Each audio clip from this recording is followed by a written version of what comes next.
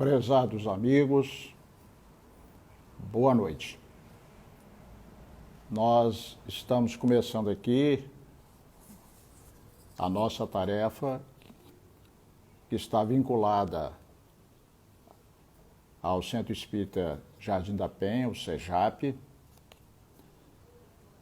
e nós fomos encarregados nessa noite de falar sobre o tema espiritualidade e saúde.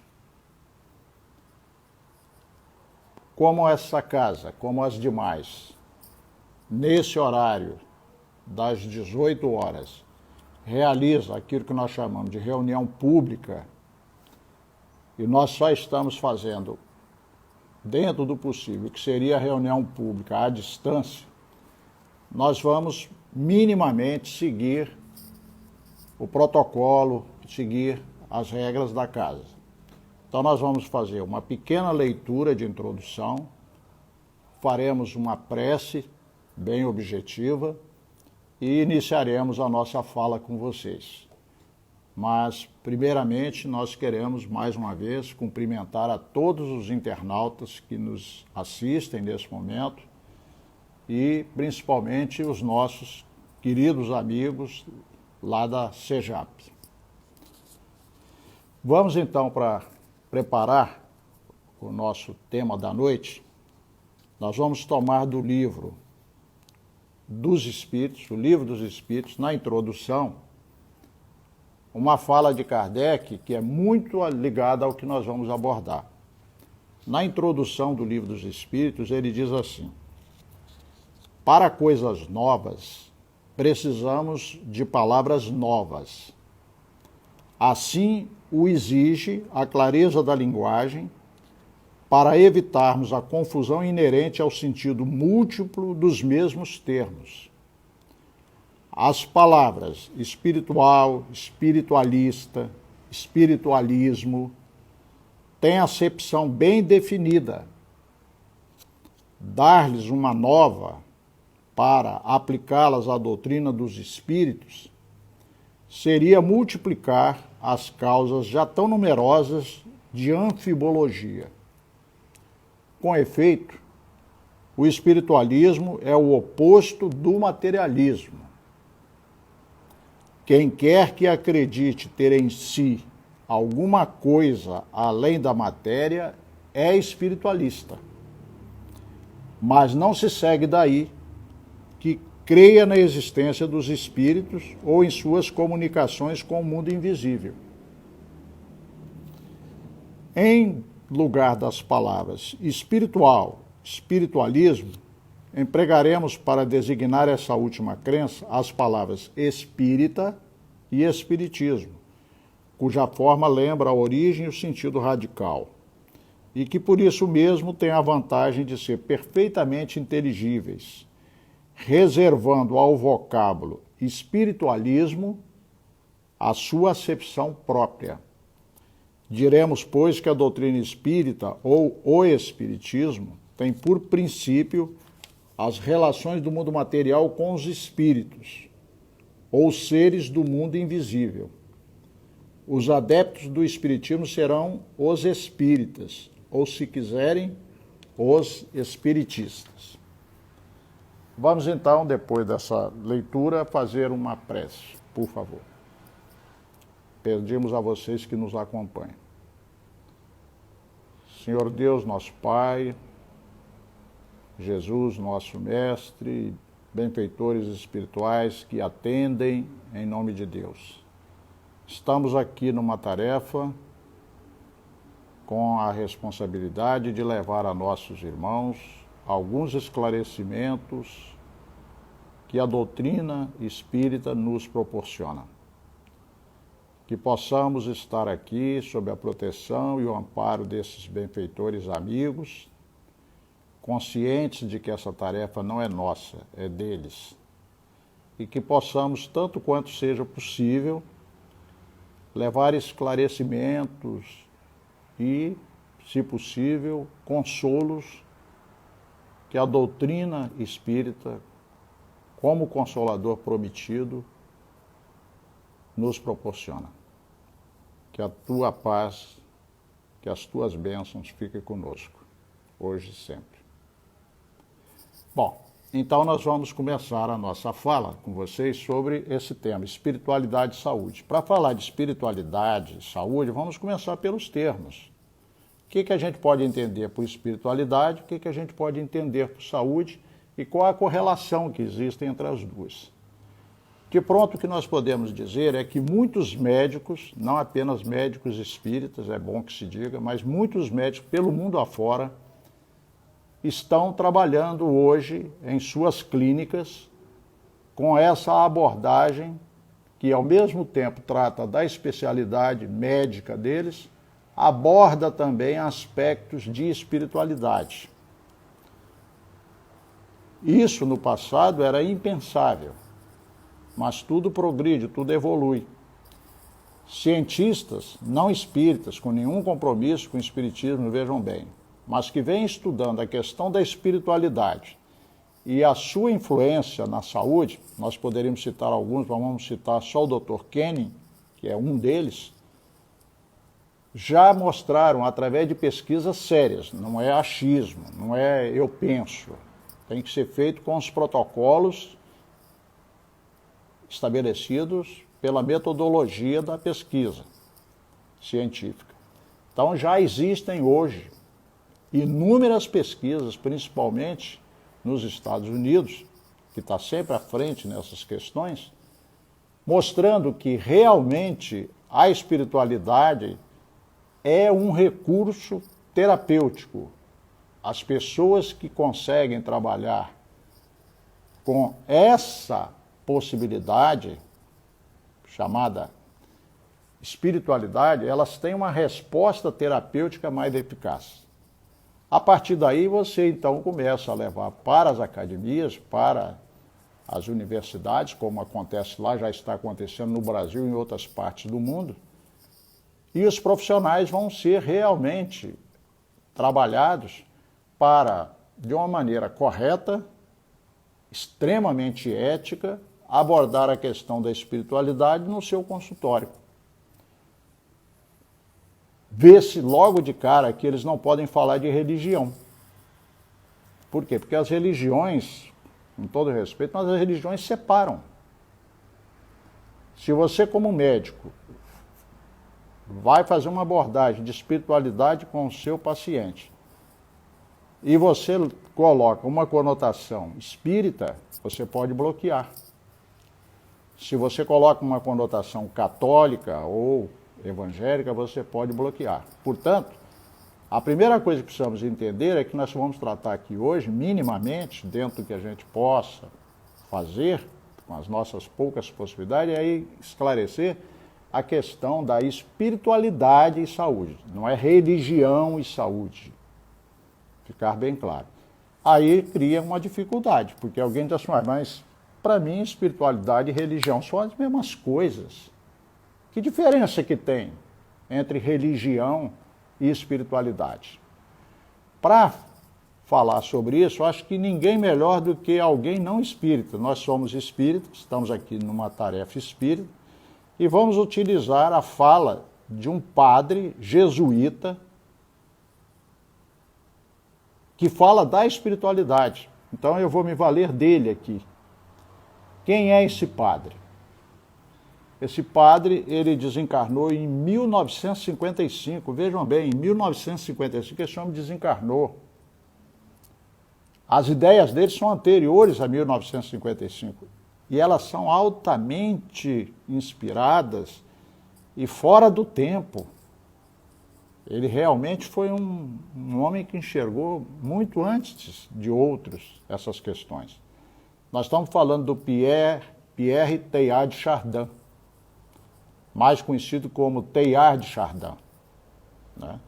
Ele foi um padre jesuíta, era teólogo, filósofo, paleontólogo, quer dizer, um homem ligado à ciência.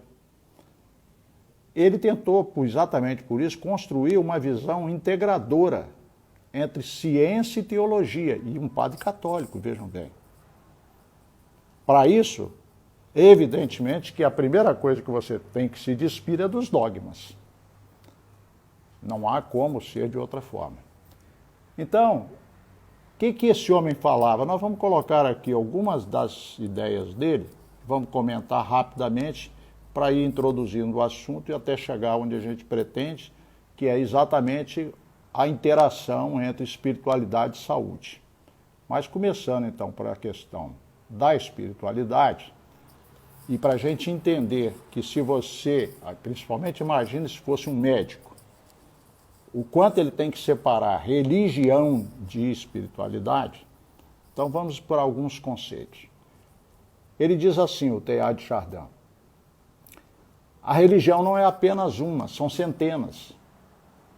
A espiritualidade é apenas uma. Só essa frase já define as coisas. Aí você fica, mas então espiritualidade e religião não são as mesmas coisas? Nós fizemos uma leitura inicial aqui, onde nós mostramos já o pensamento de Kardec. Kardec, na primeira obra do Espiritismo, que é essa que eu vou mostrar porque posso estar falando para não espíritas também, o Livro dos Espíritos, ele, na página de rosto, ele coloca lá em cima, filosofia espiritualista. E aí as pessoas podem achar que, já que a doutrina é uma filosofia espiritualista, quando ela for interrogada por alguém qual é a sua religião, ela vai dizer, eu sou espiritualista. Se ela disser que ela é espiritualista, ela não está respondendo adequadamente. Mas então por que Kardec disse que a doutrina ela é uma filosofia, aqui no caso, esse livro trata de uma filosofia espiritualista? Foi exatamente o que nós fizemos no início, na introdução. Ele vai dizer o seguinte, o espiritualismo é o oposto de materialismo. É como se você pudesse dividir a humanidade em duas. Você tem os espiritualistas e os materialistas. O que difere um do outro? O materialista, ele só acredita na matéria. O materialista, por exemplo, ele acredita que o corpo dele é tudo. Não existe alma. Nada sobrevive ao corpo. Morreu, acabou, zerou. Então, uma pessoa que pensa assim, não adianta você falar nada de coisas espirituais, de mundo espiritual, de fenômenos mediúnicos, nada. Porque a premissa básica dele é isso não existe, isso não é possível. Ele nega a premissa básica, não existe espírito. Ele não admite que ele próprio tenha algo dentro dele que possa chamar de alma ou espírito. Esse é o materialista. E o espiritualista? O espiritualista, ele acredita que algo nele sobrevive, mas nem sempre essa crença é muito clara. Ela pode ser meio truncada, meio indefinida, às vezes o indivíduo nunca estudou muito o assunto, nunca quis muito pensar nisso, mas ele diz, olha, mas eu não sei exatamente explicar, mas o que eu sei é que eu acredito que o dia que eu morrer, não vou zerar, como o materialista acredita. Eu acredito que eu vou sobreviver, ou que eu vou para algum lugar, coisas assim. Então Kardec alerta o seguinte, que o fato do indivíduo dizer que ele é espiritualista não significa dizer que ele acredite necessariamente na existência de uma alma e muito menos que ela se comunique conosco. Por isso, quando você fala que você é espiritualista, você não está dando claramente a ideia ao indivíduo de que você é espírita. Por quê? Porque o espiritualismo é essa grande divisão entre materialismo e espiritualismo. Dentro do espiritualismo, nós temos as diversas religiões. O catolicismo está dentro do espiritualismo. Então, se um católico disser que ele é espiritualista, ele não está me dizendo exatamente o que eu caberia eu perguntar. Sim, você é espiritualista, mas você professa alguma religião? Ah, sim, eu sou católico. O outro pode dizer que ele é espiritualista e eu digo, e qual a sua religião? Eu sou evangélico. O outro dirá, eu sou espírita. O outro dirá, eu sou umbandista. E assim por diante. Espero que tenha ficado claro a questão do espiritualismo em oposição ao materialismo. Muito bem. A questão que agora nós estamos tratando é, todas as religiões são necessariamente uma manifestação do espiritualismo. Só que Existe hoje, de uma maneira cada vez mais clara, mas isso Chardin já chamava a atenção antes de 1955, que existe uma diferença entre religião e espiritualidade. Quer dizer que você pode ter uma religião, você é espiritualista, mas você não tem propriamente dentro de você uma postura de espiritualidade. Esquisito isso, né? Então nós vamos conversando aqui e a gente vai se entendendo. Ele diz o seguinte: a religião não é apenas uma, são centenas. Então, quantas religiões existem? Na época ele falou em centenas, hoje esse número é muito multiplicado. A espiritualidade é apenas uma. Isso quer dizer que se o indivíduo realmente professa a espiritualidade, ele não tem essas bandeiras. Eu sou católico, eu sou espírita, eu sou evangélico. Todos se abraçam numa ideia comum, que chamaríamos de espiritualidade. Só para entender, assim, para não ficar discursando muito. Nós sabemos que a Madre Teresa de Calcutá era católica, Chico, espírita, Gandhi, hinduísta. Esses três sentados numa mesa conversariam horas e dias sem entrar em nenhum conflito. Porque eles não discutiriam seus dogmas ou suas crenças, seus pontos de vista. Eles estariam ligados por essa coisa chamada espiritualidade. E a espiritualidade, como o Teilhard de Chardin fala muito bem, é uma só. Essas barreiras, essas dissensões, essas disputas que nós temos, é porque nós não somos necessariamente, né, praticantes daquilo que a gente poderia chamar de espiritualidade.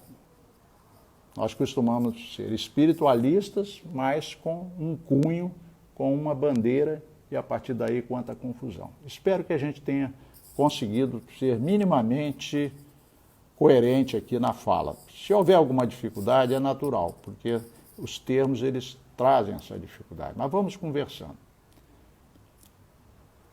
Ele diz que a religião é para aqueles que necessitam que alguém lhes diga o que fazer e querem ser guiados. A espiritualidade é para os que prestam atenção à sua voz interior. Vejam que coisa interessante. Ele, um padre, falando isso. A religião é para aqueles que necessitam que alguém lhes diga o que fazer e querem ser guiados. Ou seja, nós queremos ir a um lugar onde alguém pense por nós, fale por nós. Nós estabelecemos isso que se podem ser chamados de gurus, de guias, de líderes religiosos, e seguimos essas pessoas. A religião acaba fazendo isso. Você se vinculando a isso. Prestem atenção que o Espiritismo também tem essa situação. Muitas pessoas, apesar de toda a riqueza que o Espiritismo oferece, se deixam guiar por gurus. Tem uma certa acomodação de não estudar suficientemente e vão muito pelo que os outros falam. Então essas pessoas, na verdade, elas querem transformar a doutrina espírita numa religião tradicional. E a religião espírita é diferente. É uma religião natural, não tem sacerdócio, não tem templos, não tem liturgia e coisas assim. E se deixar, algumas pessoas, por conta de tendências atápicas, serão capazes de, com o tempo, transformar o templo espírita, ou a casa espírita, ou o centro espírita, num templo, na acepção própria da palavra. Então isso é tudo para a gente refletir. A espiritualidade é para os que prestam atenção à sua voz interior. Ou seja, enquanto uma, de uma certa maneira, escraviza e te condiciona, a outra te liberta. Você vai se tornar uma pessoa livre, você vai prestar atenção à sua voz interior. Mas nem todos desejam isso. A verdade é essa. Ele vai dizer, mais uma coisa importante, a religião tem um conjunto de regras dogmáticas. A espiritualidade te convida a raciocinar sobre tudo, a questionar tudo. Parece Kardec falando. Um padre jesuíta, antes de 1955, dizia isso, que a religião tem um conjunto de regras dogmáticas, nós sabemos disso. Todas elas são baseadas em dogmas. A espiritualidade não tem dogmas. Ela nos convida a raciocinar o tempo todo. Temos o direito de questionar tudo. Então, voltamos à questão espírita. Você pode transformar o espiritismo numa religião na acepção própria da palavra ou não. Mas o espiritismo te dá a liberdade, te dá as condições para você fazer isso que o Teilhard fala aqui. Raciocinar sobre tudo. Só aceitar aquilo que você acha que faz sentido. Kardec é o primeiro a colocar isso para nós. Mas vamos lá. Na sequência, ele diz mais algumas coisas que a gente precisa analisar. A religião ameaça e amedronta. A espiritualidade lhe dá paz interior. Ora, se a religião ameaça e amedronta, você, ao invés de se curar, você pode ficar doente. Porque não há nada que adoeça mais do que o medo. O medo, a raiva e a tristeza são 3 emoções que adoecem profundamente. Se você se vincula a uma religião e você se sente de alguma forma ameaçado, amedrontado, então essa religião não está sendo útil, não está te ajudando efetivamente. Volto à questão. Nós podemos, dentro do espiritismo, transformar essa beleza que é o espiritismo em ameaças. Nós podemos substituir o medo que nós tínhamos do inferno por medo de umbral. Os mais exigentes ainda vão encontrar descrições que vão além do umbral, as trevas e coisas assim. Nós podemos pegar o conceito maravilhoso de reencarnação, que veio para nos libertar e nos explicar a justiça de Deus, e passarmos a trabalhar com esse conceito maravilhoso para temer a próxima encarnação. Nós podemos pegar a lei de causa e efeito, que vem para nos esclarecer, e passar a temer. Então vejam bem, a espiritualidade, ela pode nos libertar. A religião pode nos escravizar. E isso é uma questão que tem muito a ver com a nossa característica individual. Então, volta a dizer, a religião ameaça e amedronta, a espiritualidade lhe dá paz interior. Se ela lhe dá paz interior, isso vai refletir na sua saúde. Não há nada que seja mais saudável para o ser humano do que ele viver um estado de paz interior. Ah, mas eu estou há 15 anos já na doutrina e não tenho essa paz interior. Então a doutrina não tem condições de oferecer isso? Ora, pelo que parece, o Teilhard de Chardin encontrou isso lá no catolicismo. Por quê? Porque ele conseguiu dissociar. Ele não ficou preso a dogmas. Ele trabalhou uma coisa chamada espiritualidade. Vamos na sequência. A religião fala de pecado e de culpa. Isso é terrível. A espiritualidade nos ensina a aprender com o erro. Olha que diferença. Enquanto na religião nós ficamos com medo de pecar e sermos punidos por isso, e desenvolvemos sentimentos de culpa que muitas vezes adoecem profundamente, vários sintomas, inclusive de depressão, estão ligados à culpa, já se sabe disso. Vários processos, até mesmo de pânico, processos de ansiedade estão ligados a esse temor, a uma culpa que gera um medo de punição. O indivíduo às vezes não percebe que ele fica numa tensão enorme porque ele desenvolve uma preocupação de que ele tem que ser perfeito sem ser possível ser perfeito. Que ele não pode errar. Errar faz parte do caminho. Se Deus entendesse que nós não podemos errar, Ele teria nos criado perfeitos, Ele nos criou perfectíveis. Então, errar faz parte do caminho. Agora, a espiritualidade não vai criar para nós um colchão dourado, que às vezes muitos querem, para ficar, livres de qualquer culpa, mas numa irresponsabilidade. Na espiritualidade não é isso. Ele vai falar o seguinte: a espiritualidade vai fazer com que a gente aprenda com o erro. Uma coisa é você errar e ficar se culpando, se punindo e se acabando. Outra é você admitir que há o erro, entender que há o erro e perguntar: o que eu aprendo com isso? Isso é espiritualidade.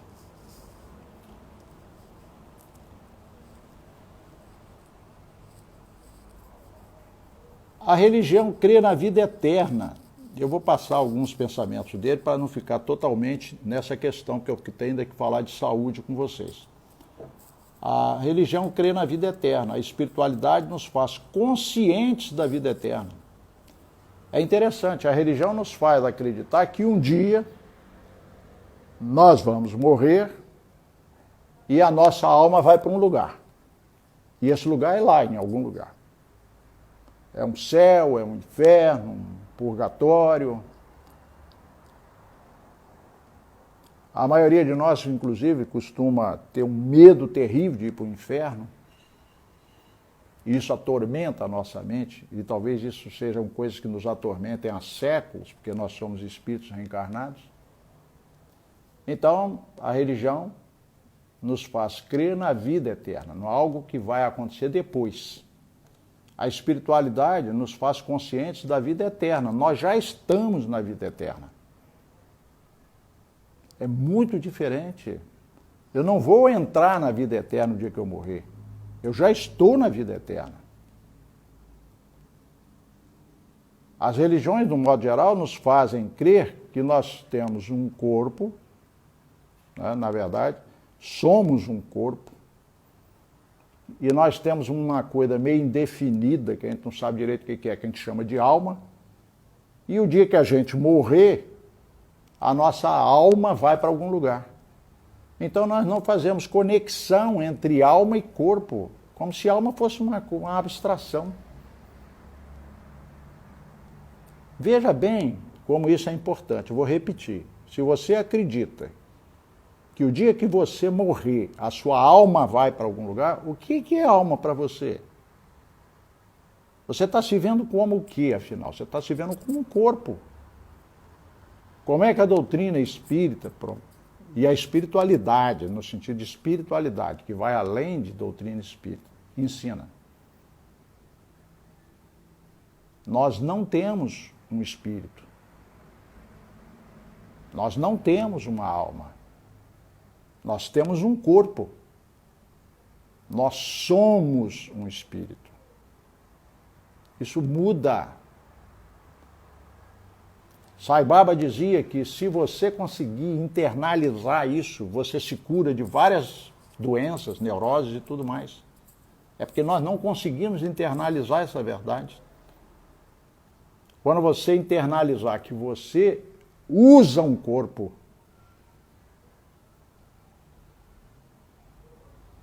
mas é você que usa um corpo. Que você usa uma coisa chamada mente, mas você está além do corpo e além da mente. O corpo é um instrumento para você evoluir. A mente é um instrumento para você evoluir. Mas você está além disso.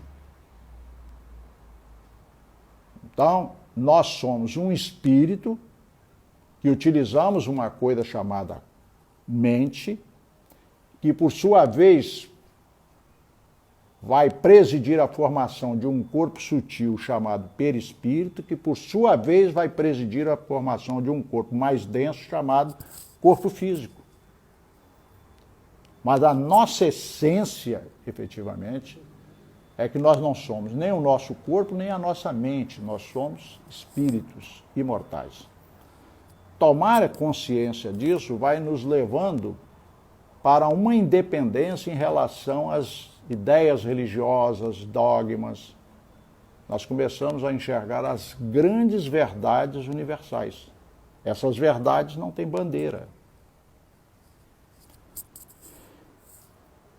E por fim, ele diz uma frase que foi com essa frase que ele ficou muito conhecido e, infelizmente, parece que alguns têm se apossado dela como se fossem autores dessa frase. Mas essa frase é do Teilhard de Chardin. Não somos seres humanos passando por uma experiência espiritual. Somos seres espirituais passando por uma experiência humana. De alguma forma, o que nós falamos agora há pouco explica o que ele quer dizer aqui. Não precisamos nos estender.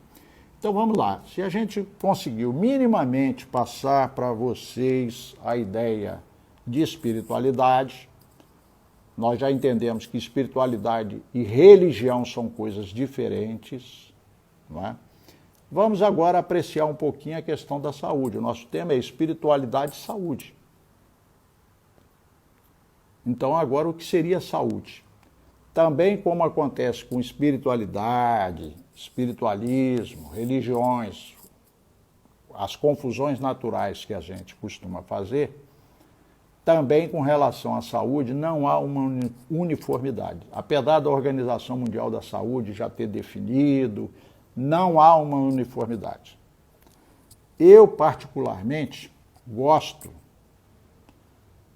da definição de saúde que o Emmanuel nos dá. Essa definição nos ajuda a fazer os argumentos que vamos conversar daqui para frente. Qual é a definição de saúde para o Emmanuel? Saúde é a perfeita harmonia da alma. Vejam que coisa. Saúde é a perfeita harmonia da alma. Essa é a definição de Emmanuel. Minimamente, nós podemos dizer que saúde seria um estado de harmonia e doença seria um estado de desarmonia. Agora, para fazer algumas considerações sobre essa questão, vamos ver o que a ciência tem feito nesse sentido. Algumas coisas para a gente considerar. Todos nós já ouvimos falar da medicina psicossomática. Os estudiosos dizem que a relação mente-corpo já era percebida desde Hipócrates. Hipócrates já percebia que havia uma relação muito forte entre mente e corpo. Então, ele via já naquela época que as pessoas podiam adoecer por conta da sua mente, das suas emoções, ainda que os nomes lá fossem outros, não importa. Só que isso foi abandonado por muito tempo. Por muito tempo isso foi abandonado. Mas em 1818, vejam, antes de Kardec, antes da doutrina, em 1818, teve um psiquiatra alemão, é difícil pronunciar o nome desse pessoal, né, alemão, e a gente não tem a menor obrigação, mas mais ou menos seria como se fosse assim, Reinroth. Se não for, é parecido com isso. Mas também não importa. O que importa é que é um psiquiatra alemão que lançou, ao que se sabe pela primeira vez, o termo psicossomático. Nas suas análises de alguns distúrbios, ele usou essa expressão. Mas ela ficou esquecida. Em 1922,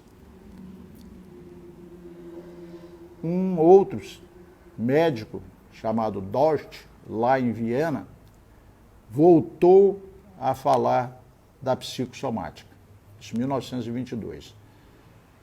E se vocês pesquisarem, vocês vão verificar o seguinte, que realmente a psicossomática na medicina, ela tomou vulto mais ou menos nos meados do século passado, do século XX. Ou seja, em torno de 1950 para cá, passou-se a falar mais fortemente na questão da psicossomática.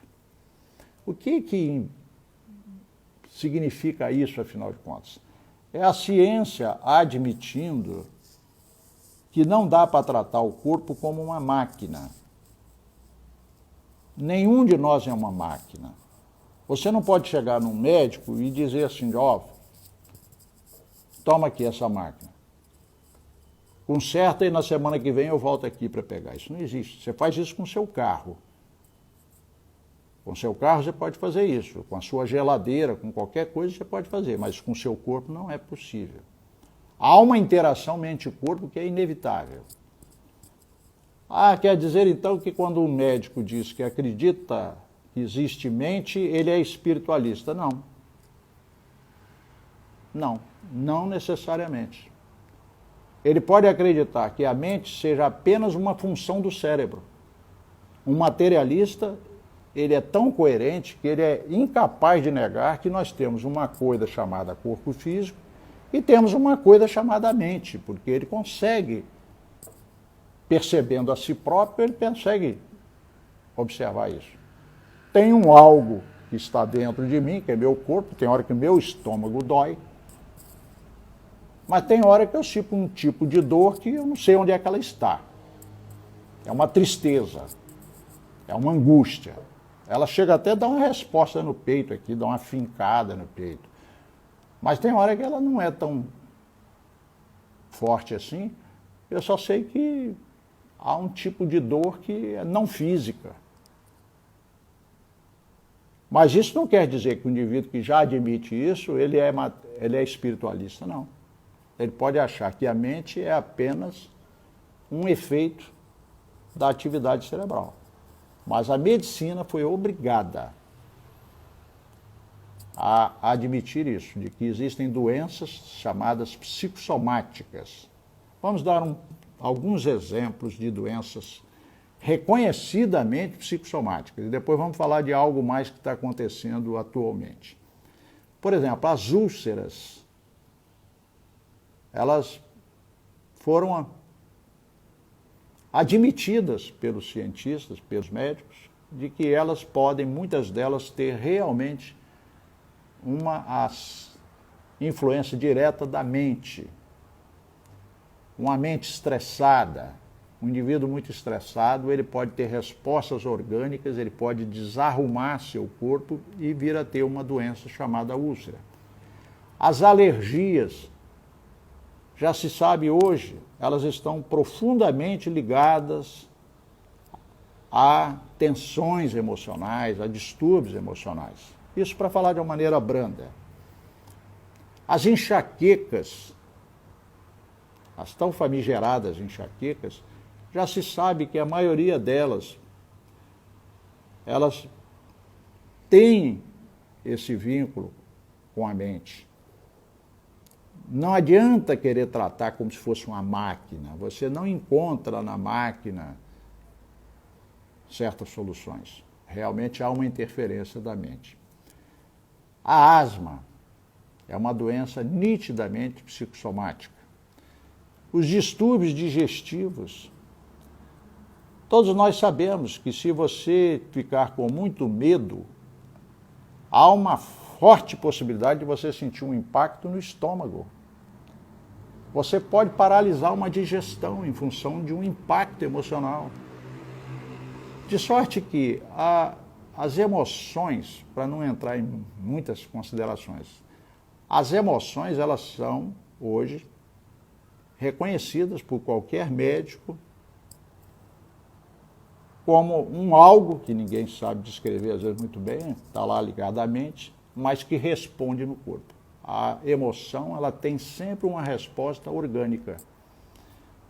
Então, o medo, por exemplo, que é uma dessas emoções e que está muito presente nos dias atuais, o que pode desencadear?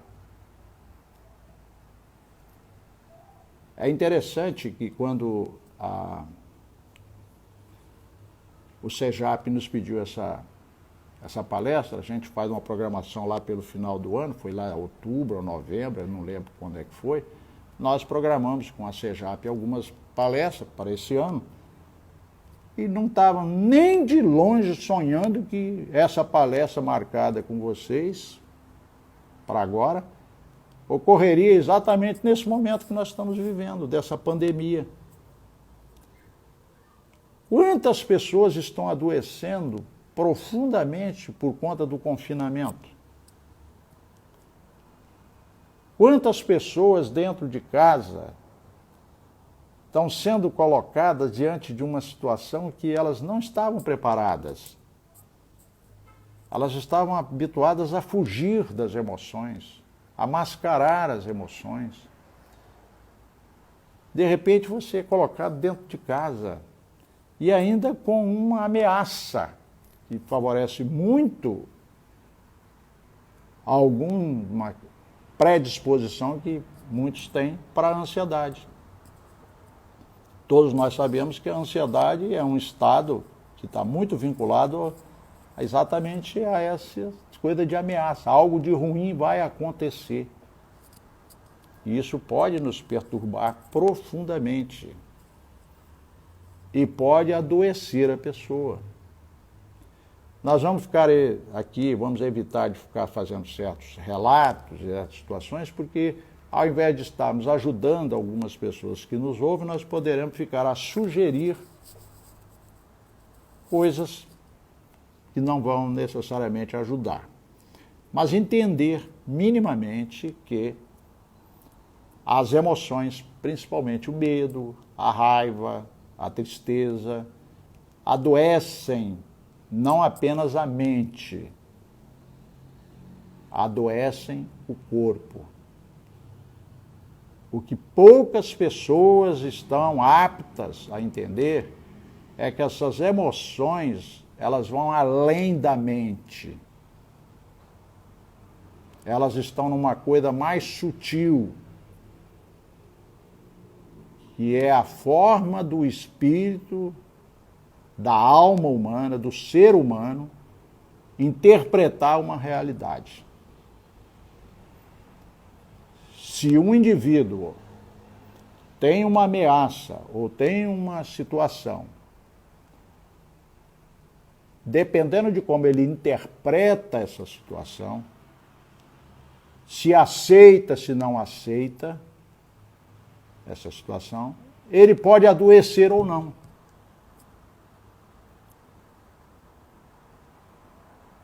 Por isso é que nós vamos chegar no ponto da espiritualidade com a saúde. Quer dizer que se você tiver uma maneira de interpretar a vida, uma maneira de interpretar a realidade,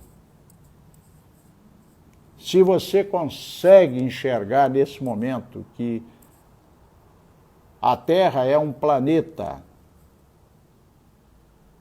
é uma poeira cósmica, que nós estamos dentro de uma coisa imensamente maior que é o universo. E que esse universo foi criado por Deus. E se Deus sabe cuidar do universo, por que não saberia cuidar da Terra? Se a Terra é uma poeira cósmica e nós estamos dentro dessa poeirinha, tão importante para nós, mas é uma poeira. Se nós conseguirmos desenvolver essa visão, nós estamos indo para um campo de espiritualidade, nós estamos indo além dos conceitos propriamente religiosos. Há algumas religiões nos permitindo essa visão mais ampla, o Espiritismo é uma delas. Porque o Deus de que nos fala o Espiritismo é a inteligência suprema, causa primária de todas as coisas, é algo extremamente cósmico. Então, se nós conseguirmos internalizar essa fé, porque não basta tê-la apenas conceitualmente, teoricamente, mas se nós conseguirmos internalizar isso, nós vamos necessariamente entender que, por mais difícil que seja a situação, ela é temporária. Nós estamos dentro da eternidade. Isso já traz uma maneira diferente de interpretar a realidade. Mas nenhum de nós deve se cobrar por não poder ou por não conseguir as coisas. Nós somos espíritos imortais, nós estamos num processo de crescimento. Eu posso ter uma série de conceitos espíritas na minha cabeça, mas na hora de aplicá-los, eu não tenho a menor capacidade, ou tenho uma capacidade muito inferior a de uma outra pessoa que com muito menos se estrutura mais na sua fé e tem mais forças. Mas essa pessoa necessariamente, e demonstra isso, é porque ela tem uma fé mais construída. A fé ela não está necessariamente ligada à religião. Você pode ter uma pessoa que não tem religião nenhuma, mas tem uma fé de remover montanhas. Então, são coisas diferentes que nós estamos falando e esperamos que estejamos sendo entendidos. Então, veja bem, mas para não deixar de falar um pouquinho, já que falando da psicossomática, vamos falar de uma área hoje da medicina que chama muita atenção, que ela está relacionada com essa coisa da psicossomática, mas é uma área que está assim, mais ainda se especializando. Ela tem um nome meio difícil até da gente pronunciar. Se a gente pronunciar muito rápido, a gente até embola a língua. Eu vou falar devagar.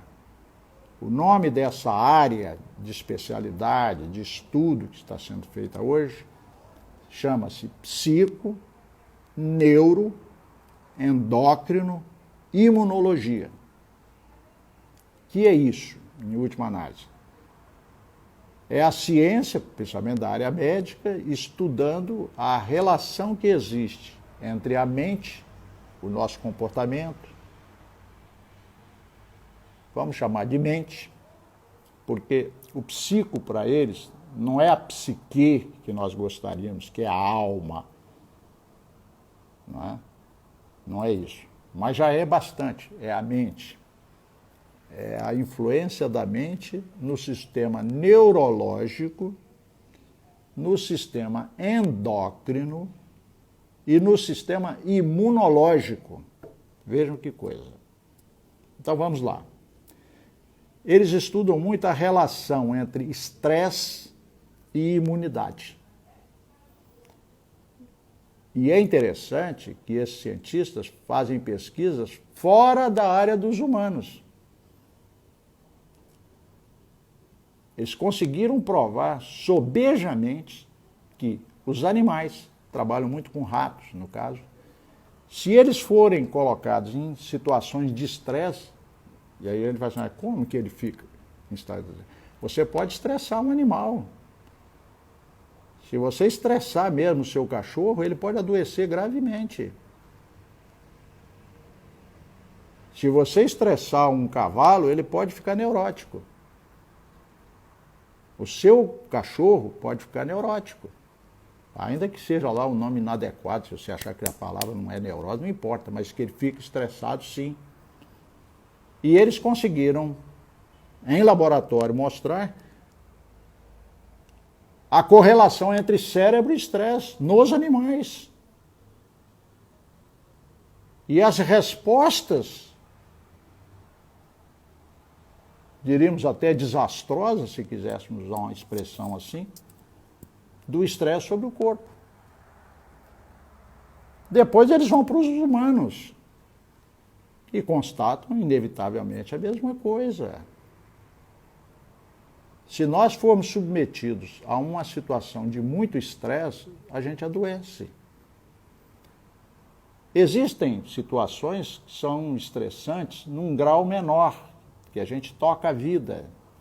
O estresse, eles chegaram também à conclusão que, de alguma forma, ele até leva à ação. Se você for muito inerte, você não sai do lugar. Você precisa de um certo estresse para dar o arranque, para sair, para fazer as coisas.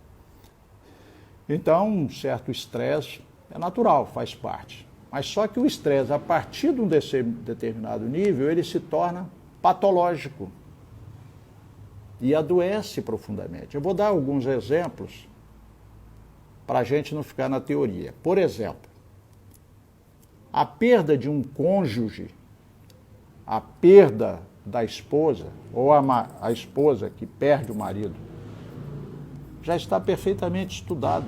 Muitas dessas pessoas desenvolvem um alto nível de estresse e logo depois surgem doenças que estavam, de uma certa maneira, num estado latente, e elas vêm para a superfície, porque dá uma queda muito violenta do sistema imunológico da pessoa.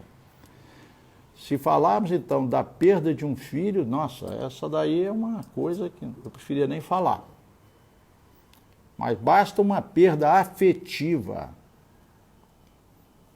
Às vezes a pessoa tem uma perda afetiva de uma outra natureza, mas fica altamente impactada. Entra num nível de estresse e logo depois, coincidentemente, ela adoece. Será que é coincidência? Já se estabeleceu francamente, de uma maneira clara, a incidência, inclusive, de estados cancerosos. Talvez a pessoa tivesse ali latente já um processo, mas que num estresse ele vem à tona. Não é? Perdas financeiras, dependendo da situação e da pessoa, pode estressar profundamente, adoecer profundamente. Desemprego. Então é por isso que nós estávamos falando. Olha que coisa, me deram um tema para falar lá em outubro do ano passado e nós estamos vivendo exatamente um momento de muito estresse, onde nós precisamos buscar alguma coisa